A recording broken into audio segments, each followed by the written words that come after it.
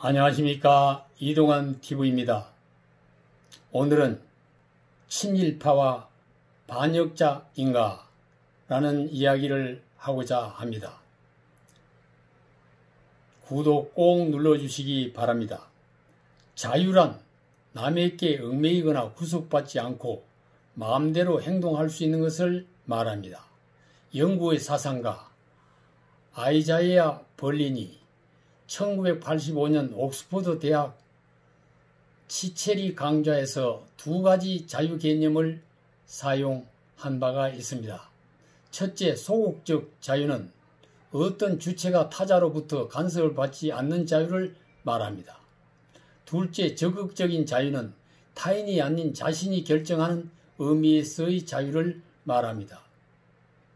소극적인 자유는 무엇으로부터의 자유이며 적극적인 자유는 무엇을 향해 가는 자유라고 볼 수 있습니다.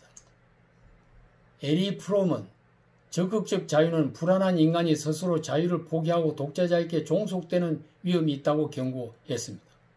찰스 테일러는 소극적 자유는 자기 행동에 대한 타자의 비판을 듣지 못한다고 지적했습니다. 인간에게는 이 두 가지 자유가 모두 이루어졌을 때 진정한 자유를 누릴 수 있습니다.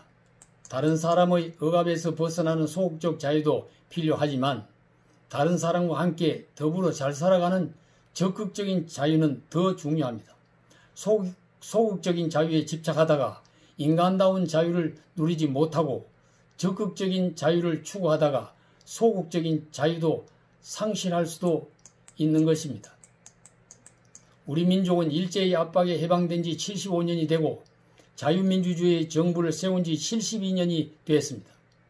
국민 총생산 순위 세계 10위이며 제품 수출 순위 세계 5위가 되었습니다. 원조를 받던 나라가 원조를 주는 나라로 성장했습니다. 국민들은 이미 일본의 식민지라는 생각에서 벗어나 일본과 어깨를 겨누는 선진국 국민이라는 자부심을 가지고 있습니다. 그런 국민에게 반일 감정을 유발시키려는 것은 역사를 거꾸로 돌리려는 행위입니다. 지난 8월 15일 75주년 광복절 행사에 김원웅 광복회 회장의 기념사가 논란이 되고 있습니다. 이승만은 친일파와 결탁했다. 안익태 민족 반역자가 작곡한 노래를 국가로 정해 부르는 나라는 대한민국뿐이다. 이에 야당은 국민을 이간질시키는 망나니 짓이다고 비판을 했으며 여당은 통합당은 친일파 대변인인가 라고 역공을 했습니다. 우리나라를 건국한 대통령을 친일파라고 하고 지금까지 온 국민이 불러온 애국가의 작곡가를 민족 반역자라고 한다면 대한민국 건국 후 72년의 역사를 부정하고 전 국민을 범법자로 만드는 일이 되는 것입니다. 국민을 친일 왜구로 정죄하고 배척하는 행위야말로 소극적 자유에 집착하고 있는 소아병적 퇴보 행위입니다. 국내에는 일본의 압제를 경험하지 않고 광복 이후에 태어나 75세가 된 국민들과 그 아들과 손자가 태어나 살고 있습니다. 일본에도 우리와 마찬가지 해방 이후의 세대가 태어나 살고 있습니다. 물론 강제 동원 피해 보상, 위안부 피해, 사과와 보상 등은 외교 협상을 통해 받아내야 할 일입니다. 그러나 그보다 더 중요한 것은 해방 이후 세대들이 설린 우호의 협력을 하며 인류 공영을 위해 함께 잘 사는 관계를 발전시키는 적극적 자유를 추구하는 것입니다. 문재인 대통령의 광복절 경축사에는 지난해와 올해에도 아무도 흔들 수 없는 나라로 도약이라는 내용이 있습니다. 독립운동과 항일투쟁의 역사를 높이 평가하면서 일본에 대해서 언제든지 대화의 문을 열어놓고 있다고 말을 했습니다. 수동적 자유와 해방을 강조한 것이며 능동적인 자유와 광복의 문을 닫고 있는 것이라고 볼 수 있습니다.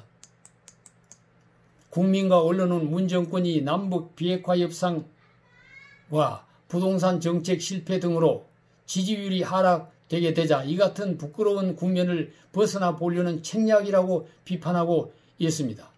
8.15 광복절 광화문에는 코로나19 방역 집회금지 통고를 받고도 장마철 비가 내리는데도 30만 명의 인파가 모여 나라가 네 거냐? 문재인은 내려오라는 구호를 외쳤습니다. 친일파 왜구에 대한 감정에 불을 질러 반정부 인파를 막아보려 했다면 이는 엄청난 오산입니다.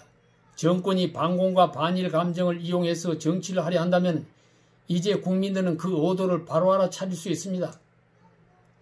꼼수로는 국민의 지지를 받기 어렵고 그 꼼수는 오래가지 못한다는 사실을 확실히 알아야 할 것입니다.